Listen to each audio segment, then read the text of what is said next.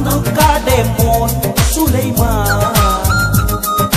Fan fan fan നടൻ മമ്മൂട്ടിയുടെ fan നമ്മുടെ തന്ത്രുക്കാടെ മോൻ സുലൈമാൻ. നാട്ടുകാര് പറഞ്ഞു മടുത്ത് പണിക്ക് പോട ഹനുമാനേന്ന് കൊന്നാലും പോകത്തില്ല കുരുത്തൻ കെട്ട മോൻ.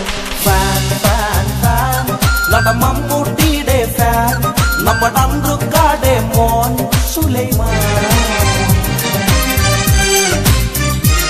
വടക്കെന്താ വില? വടക്കും തെക്കൊക്കെ ചായക്ക് വില സെയിമാ. അതല്ല പറഞ്ഞത്, ഈ വടക്ക് എന്താ വില? 3 രൂപ. അത്രേ ഉള്ളൂ.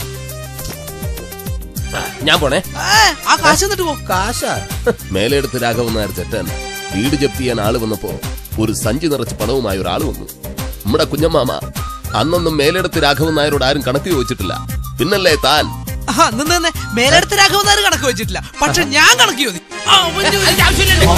നടിക്കുന്ന പടമ കാണുന്നതെന്റെ ഒരു കടമ.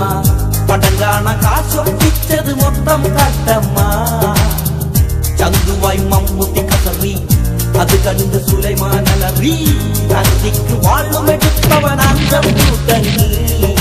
മമ്മൂട്ടി കണ്ണുകെട്ടി ബൈക്കിൽ പായുന്ന കണ്ടിവൻ പാഞ്ഞു. കൈകാല് പൊടിഞ്ഞവനൊടുവിൽ ആശുപത്രി കിടക്കയിൽ കിടന്നു. ഇതുപോലൊരു മണ്ടൻ ഫാനിനെ കാണാൻ കിട്ടൂല.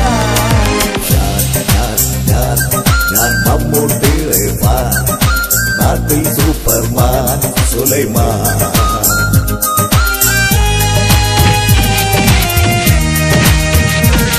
നിർത്താൻ.